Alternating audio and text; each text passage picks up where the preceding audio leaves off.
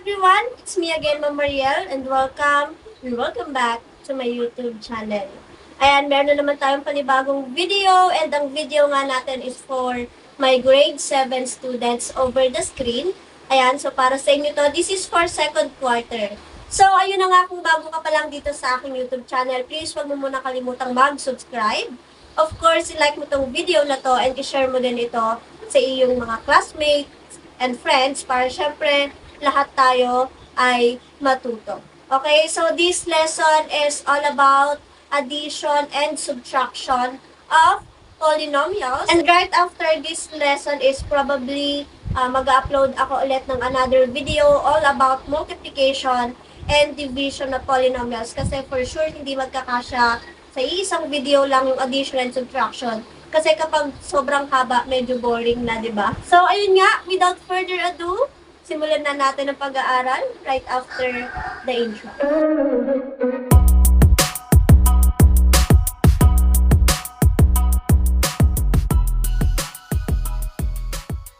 Anyway, you might also consider following me on my social media accounts in here. Ayan, updated po tayo sa ating Facebook page and sa ating TikTok account. Nag-upload din ako dyan ng mga mini tutorials and syempre para palagi kayong updated whenever na mag-upload ako dito sa YouTube. Anyway, i-click nyo lang yung notification bell natin dyan below para syempre mag-notify sa inyo whenever na mag-upload ako ng tutorials.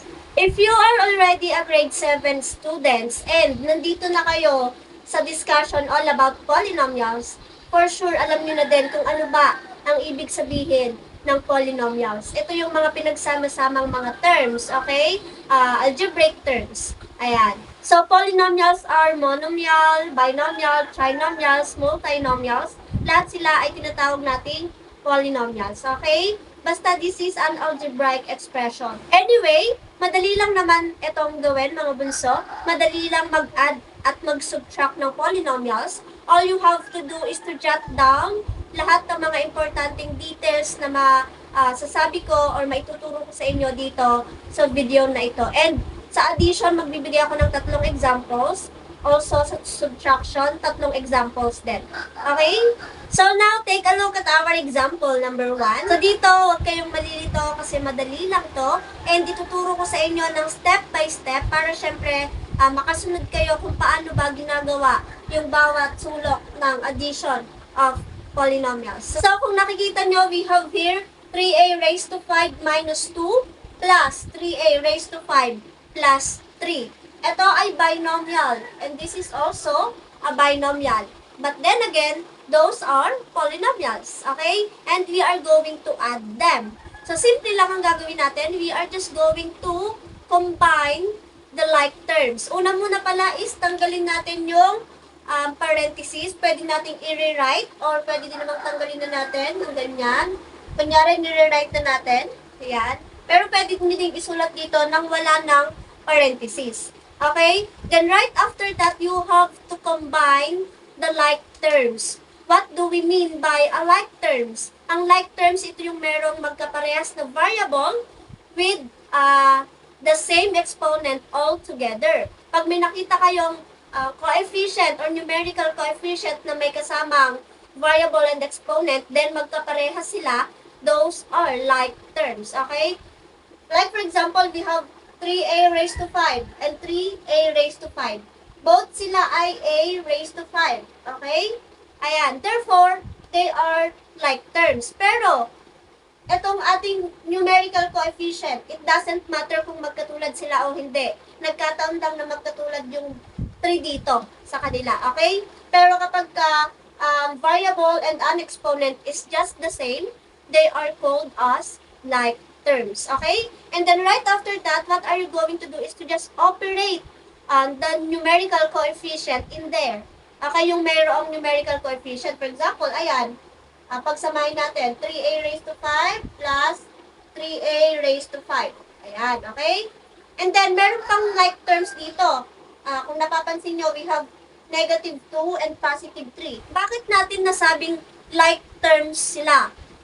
Kasi they are both constant or wala silang kasamang variable. So, meaning to say, dapat sila na lang yung magsama. Okay? So, ilagay natin yun dito. Negative 2 plus 3. Okay. So, we have here 3a raised to 5 plus 3a raised to 5. Ang gagawin lang natin, ang pagsasamahin lang natin is itong numerical coefficient. We have 3 plus 3. That is 6. Okay? Then, dahil sila nga ay like terms, what are you going to do is to just copy the variable and the exponent. So, kopyahin lang natin itong a raised to 5. Since like terms sila. Okay? Those are the conditions. Next, we have negative 2 plus 3. Ayan. So, dito dapat alam din natin yung rule of integers, mga bunso. Okay? What do we mean by the rule of integers? Ito yung addition, subtraction, multiplication, and division of positive and negative numbers, including 0. Dapat ay memorize na natin yan. Anyway, ililive ko yung link dito. Ayan. Puntahan nyo yan para syempre may extra knowledge kayo all about integers. Kasi once na magkamali kayo dyan sa pagsusolve ng positive and negative numbers, magkakamali na din yung inyong solutions. Okay? So, negative 2 plus 3, dahil sila ay magkaiba ng sign, therefore, we are going to subtract. So, 3 minus 2, that is 1. And then, copy the sign of the highest number, that is plus 1. Okay? And then, ayan. That's it. Ayan na yung pinakasagot natin. We have 6a raised to 5 plus 1. As simple as that. Now, take a look at our example number 2. We have here 3x cubed minus 12x squared minus 5 plus 7x cubed plus 2x squared minus x plus 15. And then, what are we going to do? First is to remove the parentheses. Pwede na nating pagsabayin na pagsamahin din yung mga like terms para magsasolve na lang tayo later. Okay? Para ma-remove din natin ang parentheses altogether. Okay? So, si 3x cubed, ganito yung gawin nyo. Punta muna kayo dito sa first term. Ayan. Si 3x cubed, sino ba ang ka-like terms niya sa kanilang lahat? Ayan. Of course, we have 7x cubed. Therefore, lagyan nyo lang siyang ganyan. Cube plus 7x cubed. Okay? And then, move na kayo dito sa ating second term. Ayan. Negative 12x squared. Sino ang ka-like terms ni negative 12x squared dito sa kabila? Of course, we have positive 2x squared. Palagi nyo tatandaan na kukunin nyo palagi yung sign. So, we have negative 12x. Therefore, we have negative 12x squared. Ang kasama niya ay plus 2x squared. So, dito, always be careful with the sign. Okay? And then, right after that, we have negative 5 and positive 15. Pero as you can see, meron pa tayong negative x dito. Si negative x ay walang kasamang like terms or wala siyang katulad sa kanilang lahat, di ba? Therefore, ilagay mo na lang siya diyan. Okay? And then, explain till later kung bakit inuna natin si negative x kesa kay negative 5 and positive 15. And then, ito na lang yung natitira, both constant, negative 5 and positive 15. Lagay mo na din natin yan dito. Ayan. Okay. So, when we are dealing with the polynomials, palaging yung kanilang exponent, exponent is in descending orders or pababa. Okay? Mula mataas na exponent, pababa. Kasi yung pinakamataas na exponent niya, that is the highest degree of that polynomial. Okay? For example, itong 3. X cubed. Dito talaga sila sa unahan. Next is x squared kasi 3, 2. Then, itong x ay automatic may exponent of 1 yan. Kaya, 3, 2, 1. And then, itong mga constant natin is 0. Walang exponent. Therefore, 3, 2, 1, 0. Yan. Okay? Laging descending order ang ating polynomials. Okay? Pagsusunod-sunurin natin yan. Now, what are we going to do is to simplify. So, we have here 3x cubed plus 7x cubed. Ang ipagpa-plus lang natin ay si 3 at saka si 7. That is 10. And then copy x cubed. Kopyahin lang natin palagi magkatulad na exponent and variable. Okay? Kasi like terms sila eh. Then, negative 12x squared plus 2x squared or negative 12 plus 2. Of course, that is negative 10. And then copy x raised to 2. Ayan. And then si x, or si negative x, wala naman siyang kagaya, so wala tayong ipag-operate sa kanya. Kopyahin mo lang yan. And then we have negative 5 plus 15. That is positive 10. And there we have it. That is our final answer. 10x cubed minus 10x squared minus x plus 10. And ganun lang siya kasimple. Kung napapansin nyo, sunod-sunod yung kanilang exponent, 3, 2, 1, 0. And that is how polynomial works. Okay? Now, take a look at our last example for addition. We have here 6a squared plus 8a minus 10 plus negative 3a squared minus 2a plus 7. Okay? So, ganun lang ulit yung process. We're just going to combine like terms. Pero as you can see, itong plus at minus na magkatabi, kita nyo yan? Ito ay plus pero ito ay negative 3a squared. Okay? So what are we going to do with that is, wait lang, kunin lang muna natin yung kalike terms niya. Ang kalike terms ni negative 3a raised to 2 ay si 6a raised to 2. So, kunin na natin yan and para ma-remove na din natin yung parentheses. Okay? Itong negative 3a squared, hindi natin siya pwedeng ilagay na plus 3a squared kasi we have to distribute positive to negative. Okay? Positive times negative, that is minus. Therefore, magkakaroon tayo dito ng minus 3a squared. Okay? Ganun lang kasimple. Pero itong minus tsaka plus, automatic yan ay okay na. Hindi na natin siya kailangang i-distribute kasi positive times negative is negative.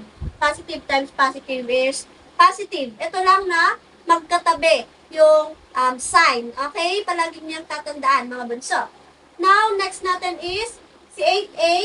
Ayan, sinong kagaya ni 8a or the like terms? We have negative 2a. Therefore, kopyahin natin itong positive 8a plus 8a minus 2a. Okay? And then, natira na lang si constant terms. Ayan, negative 10 plus 7. So, kopyahin na natin. Negative 10 plus 7. And then, right after that, we are just going to simplify until we get the correct answer. Okay? So, we have 6a squared minus 3a squared or 6 minus 3. That is 3.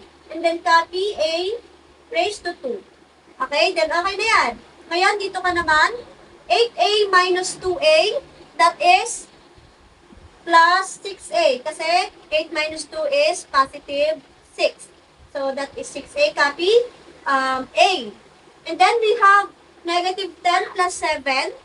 That is negative 3. Okay? And that is the final answer. We have 3a raised to 2 plus 6a minus 3. Ganun lang kasimple. Moving on to the subtraction of polynomials, we have here our example number 1. 5x cubed plus 7x minus x cubed plus 8. Minus na kasi subtraction na tayo. So, itong subtraction is hindi naman siya masyadong complicated. Meron lang tayong few steps na gagawin before we proceed to combining the like terms, okay? And what is that? We are just going to distribute the minus sign, this minus sign, to the next polynomials. Each terms of the next polynomials. So, kopyahin natin si 5x cubed. Tanggalin na natin yung parentheses. Plus 7x. And then, itong negative, ita-times natin siya kay x cubed. Negative times x cubed, that is negative x cubed. Okay? And then, dito naman sa kabila, negative times positive 8, that is negative 8. Okay? And then, ayan na, ganyan na siya. Then, what are we going to do is to combine the like terms. And then, gagawin na natin yung parang ginagawa natin sa addition. Ito lang yung naiba kay subtraction. Okay? But, parang same lang din naman talaga sila ni addition. And then, combine the like terms. Sino ba ang ka-like terms ni 5x cubed? Diba, we have negative x cubed. Pwede na natin siyang idiretso. Idiretso na, i-simplify. Okay lang na hindi na natin siya pagsamahin muna, na isusulat na natin. Okay, pwede na natin siyang i-simplify like this. 5x cubed minus x cubed. Automatic yan ay may 1 dito, tama? Therefore, we have 5 minus 1. 5 minus 1, that is 4. And then copy x cubed. Okay? Di ba madali lang? And then we have 7x. Si 7x ba ay may kagaya or may ka-like terms? Of course, wala. Kasi, ang natitira na lang ay si negative 8 which is constant. Tama? Therefore, kopyahin na lang natin sila. 7x minus 8. Wala din kagaya si negative 8. Therefore, ayan na yung pinakasagot natin. 4x cubed plus 7x minus 8. Ganun lang kasimple. Okay, so take a look at our next example. We have here negative x squared minus 5x minus 3 minus negative 7x squared minus 8x minus 8. So, same process. Kailangan lang muna natin i-distribute itong minus sign to each terms ng next polynomials na given. Ayan. Okay? So, compare natin ito muna. Negative x squared. Dito, wala tayong babaguhin na sign. Minus 5x minus 3. And then, just multiply or distribute. Negative times negative 7x squared. That is positive 7x squared. Ayan. Magiging plus yan. And then, negative times negative 8x. That is positive 8x. And then, negative times negative 8. That is positive 8. Kung napapansin nyo, nagbago lang yung mga sign nila. Naging opposite, naging kabaliktaran. Itong mga negative na sign, naging positive lahat. When we distribute the negative sign. So, yun yung pinaka-pattern natin kay subtraction. Okay? Ganun lang kasimple mga bunso. You're just going to add its opposite. Just like that. Add the opposite. Kasi itong negative, naging positive. Negative 8x, naging positive. Negative 8, naging positive 8. Diba? Ganun lang kasimple. And then, you're just going to combine the like terms. Okay? So, sino ba ang ka-like terms ni negative x squared? Of course, you have positive 7x squared. Therefore, we have negative x squared plus 7x squared. Okay? And when we are going to add that, automatic may 1 yan. Ayan, kapag ang variable walang kasamang number or base, that is automatic 1. Okay? So, that is negative 1 plus 7. And the answer will be positive 6. Okay? Negative 1 plus 7 is positive 6. And then, just copy x raised to 2. And then next, para hindi kayo malito mga bunso, lagyan nyo siya ng tanda. Lagyan nyo ng underline para malaman nyo kung alin yung hindi nyo pa nape-perform. Alright? Si negative 5x. Negative 5x. Sino ang ka-like term si negative 5x? We have positive 8x. Tama? And when we combine them, negative 5 plus 8, that is positive 3. And then copy x. And then right after that, sino na lang natira? Itong negative 3 which is constant and itong positive 8. Diba? Dahil sila naman ang like terms. Negative 3 plus 8, that is positive 5. Alright? And there we have it. That is our final answer. Okay, so for our example number 3, let's consider this as your assignment. Ayan. Tutan nyo yan. And then, i-comment nyo yan dito sa ating comment section below. And magre-reply ako sa inyong mga sagot. Okay, so that's it for this video. Thank you so much everyone for watching. And if ever nagustuhan nyo ang ating discussion all about addition and subtraction of polynomials, please consider subscribing me here on YouTube. And of course, i-share nyo din to sa inyong mga friends, mga classmates, mga pinsan, ayan. And wag nyo din kalimutang i-like. And syempre, i-hit nyo na din yung notification bell down below para palagi kayong updated whenever na magpo-post ako ng math tutorials. Okay, so yun lang. Thank you so much everyone, and always remember to make your day productive by gaining knowledge. Again, this is me, Mariel, and see you on my next video.